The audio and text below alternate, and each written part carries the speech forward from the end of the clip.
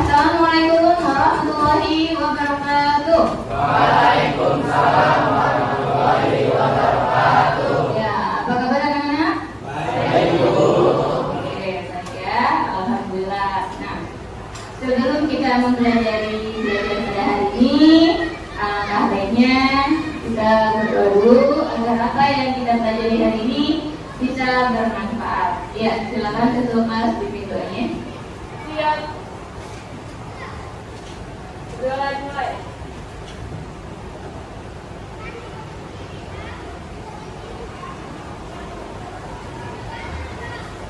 Jualan besar. Memberi salam. Assalamualaikum warahmatullahi wabarakatuh. Ya, Waalaikumsalam warahmatullahi wabarakatuh. Nah, untuk membangkitkan rasa nasionalisme kalian, kita hari ini akan menyanyikan lagu dari Sabang sampai Merauke. Ya, silakan. Ya, silakan semuanya berdiri lagu 3.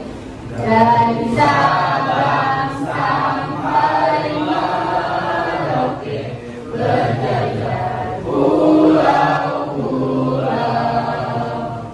Sambung menyambung menjadi. Ya, hari ini Ibu akan mengabsensi kalian satu persatu. Hadir, Bu. Oke, jauh ini Hadir, Bu. Alhamdulillah hari ini hadir semua ya. Oke. Ya. Minggu lalu kita telah belajar tentang materi PPKM. Ya, siapa yang masih ingat minggu lalu itu kita belajar tentang apa? Ya, sebentar ya. Sebentar. Biar suaranya jelas semua mendengarnya. Di minggu kemarin kita membahas tentang sistem dan dinamika demokrasi di Indonesia. Oke, ya, tentang sistem dan dinamika demokrasi di Indonesia. Ya, siapa yang bisa menjelaskan pengertian demokrasi itu apa dan bagaimana? Ya, sebentar ya. Kalau kamu jelaskan, suaranya agak besar. Demokrasi menurut Abraham Lincoln yaitu demokrasi dari rakyat, oleh rakyat dan untuk rakyat. Dan demokrasi yang kita gunakan saat ini yaitu demokrasi Pancasila. Ya, benar ya. Pengertian demokrasi adalah pemerintahan dari rakyat, oleh rakyat dan untuk rakyat. Sedangkan demokrasi yang diterapkan di Indonesia saat ini adalah demokrasi Pancasila.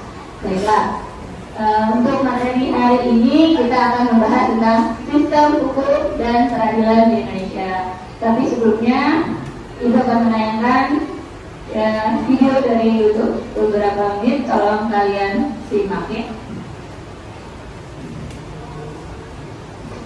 Ada video.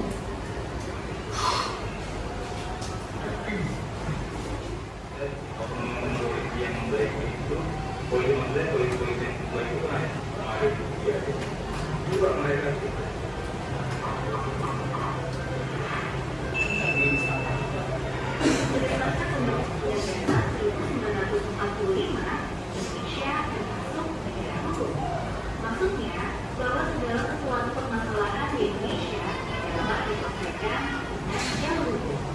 Hal itu seperti yang tercantum dalam Undang-Undang Dasar 1945 Pasal 28B ayat 1 yang bunyinya setiap orang berhak atas pengakuan, jaminan perlindungan dan kepastian hukum yang adil serta perlakuan yang sama di hadapan hukum. Nah, dari itu berarti hukum harus ditegakkan secara adil bagi seluruh rakyat Indonesia.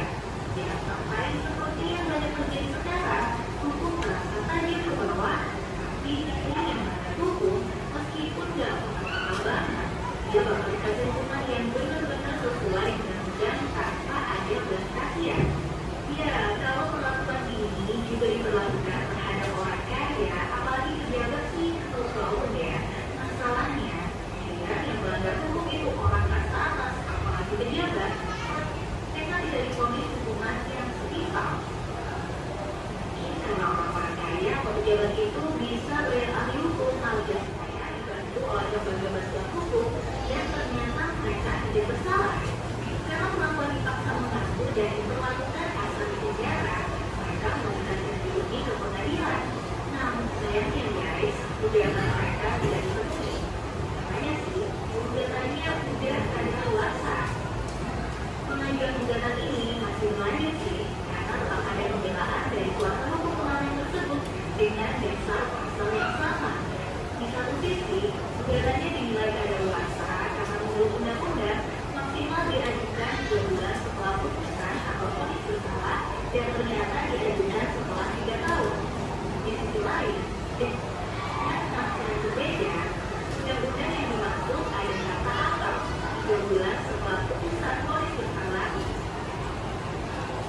Iya, oke.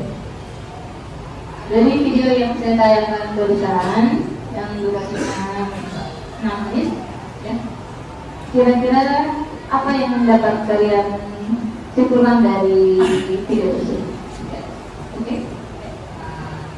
Dalam video tersebut dijelaskan bahwa negara Indonesia adalah negara hukum sesuai Undang-Undang Dasar 1945 pada pasal 1 ayat 3 dan dijelaskan pula pada pasal 28 di ayat 1 bahwa setiap orang berhak atas pengakuan jaminan perlindungan dan kepastian hukum yang adil serta pengakuan masyarakat di hadapan hukum. Oke, bagus sekali ya jadinya. Nah, selain itu, apa lagi nih kesimpulan dari video tersebut? Ya, ayo, Mas ya. Ya, silakan Mas ya. Video tersebut dijelaskan bahwa hukum itu kaki hukum Allah. Hukum apa? Maksudnya kaki kecil yang jika rakyat kecil melakukan pelanggaran hukum, hukumannya berat. Tapi bagi para kaum elit atau pejabat, mereka justru akan pendidikan. Ya, bagus. Kita beri tepuk tangan buat semua yang sudah siap pada hari ini. Bagus semua. Nah, baiklah. Kita akan mulai masuk materi. Silakan kalian simak baik-baik. Oke. Mulai dari bab 3 yaitu Detik Kerja Hukum dan Peradilan di Indonesia. Kita akan mulai pembelajaran kali ini yaitu dengan menjelaskan tujuan pembelajaran kita pada hari ini ya. Ada beberapa tujuan pembelajaran di sini. Pertama, melalui tayangan PowerPoint kalian atau peserta ini mensyukuri nilai-nilai dalam. Kemudian kita ada peserta jadi juga dapat menjelaskan makna hukum dengan tepat, dapat menguraikan klasifikasi hukum dengan baik, dan nanti melalui presentasi kelompok peserta jadi dapat menyajikan sistem hukum dan peradilan di Indonesia. Oke, kita mulai masuk materi yaitu tentang pengertian hukum menurut para ahli. Ya, di kelas sebelah ini pengertian hukum. Utrecht itu adalah seorang ahli hukum yang berasal dari negara mana? Ada yang tahu? Belanda. Ya. Bagian besar materi hukum di Indonesia itu berasal dari Belanda ya. Menurut Utrecht, hukum adalah himpunan petunjuk hidup baik perintah atau larangan yang mengatur tata tertib dalam suatu masyarakat. Kemudian, ya, selain menurut Utrecht, ada yang menurut Muhammad Amin. Hukum adalah kumpulan peraturan yang terdiri atas norma dan sanksi-sanksi. Jadi ada sanksinya ya. Nah, unsur hukum ini ada 4. Pertama, peraturan mengenai tingkah laku manusia. Jadi yang dibahas adalah tentang manusia. Peraturan itu diadakan oleh badan-badan resmi yang berwajib, polisi, hakim, jaksa, gitu ya. Peraturan itu bersifat memaksa dan ada sanksi yang tegas. Misalkan kalau membunuh berarti pidananya penjara. Jadi tegas di situ ya. Ya, penggolongan hukum di sini ada berdasarkan sumbernya. Lalu apa lagi? Berdasarkan tempat berlakunya. Berdasarkan hukum tempat berlakunya ada 4: hukum nasional, internasional, hukum asing, dan hukum gereja. Ya, dan menurut waktu berlakunya ada ius constitutum, ius constituendum, dan hukum alam. Ya. Dan cara mempertahankannya ada hukum material dan hukum formal. Oke. Beberapa minggu yang lalu kalian setelah saya bikin kelompok ya, nanti tolong dulu berdasarkan anggota kelompoknya masing-masing. Ya, satu kelompok terdiri dari 6 siswa. Ya, jadi sekarang silakan kalian atur dulu posisinya berdasarkan kelompok masing-masing. Ya, silakan mulai bekerja. Ya, atur posisi tempat dulu. Tak belakangnya tak. Come here, baby. Ini lu sama gua. Perhatikan tugas kelompok kalian. Ya, saya akan membagikan LKPD ya. Apa yang LKPD? Tugas kerja peserta didik. Nah, dalam LKPD ini ada bahan ajar dan ada tugas harus kalian diskusikan nanti via kelompok. Untuk presentasi kelompok silakan nanti semua anggota kelompoknya maju saja kalau ya. Oke. Kelompok Assalamualaikum warahmatullahi wabarakatuh. Kami dari kelompok 1 dengan perwakilan saya, Siti Hirani Absenam. Saya dari Spesial Pendidikan dari S19. Dengan anggota kelompok kami yang pertama ada Ahmad Jauzi, ada Nurul Fatima, ada Akbar, dan Nikola. Di sini kami akan membahas kasus yang pertama, yaitu kasus korupsi pertama KPK Abdullah Putri. Mantan Gubernur Provinsi Manado Asri Salam atau Najib.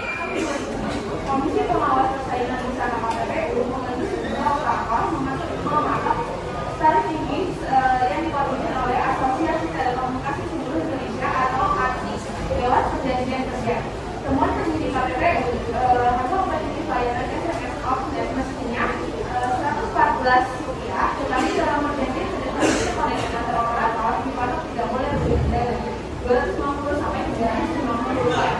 Dan proporsi dan pasal operator tersebut selama 4 tahun kasus sedang berlangsung dan pasal mengakibatkan kerugian konsumen ketika terbesar yang mencapai 2,1 triliun disusul berturut-turut sebesar 346 miliar.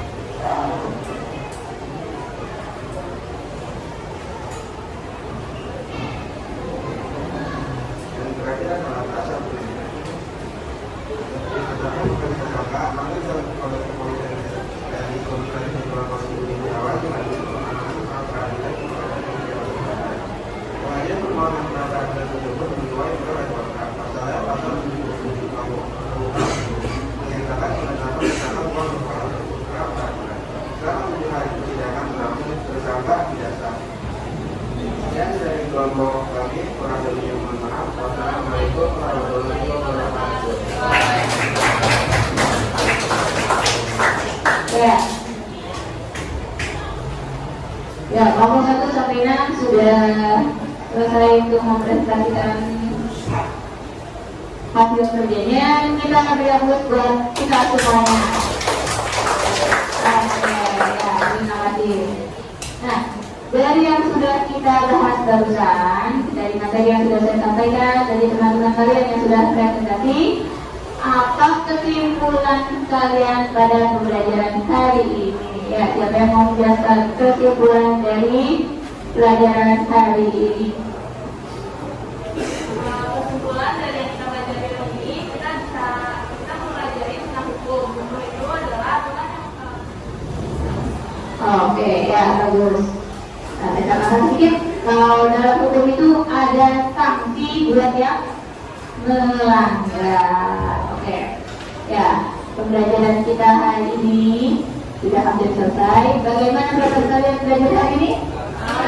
Ya, alhamdulillah. Nah, ya. Oke. Nah, tadi kita dimulai dengan berdoa.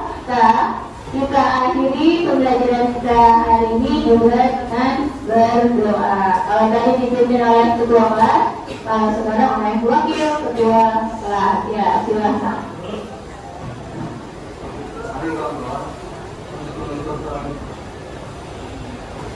Mari kawan-kawan untuk pembelajaran pada hari ini kita berdoa.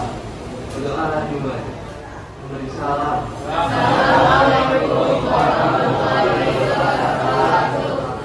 Ya, terima kasih buat semuanya. Sampai jumpa minggu depan. Kita akan ucapkan Assalamualaikum warahmatullahi wabarakatuh.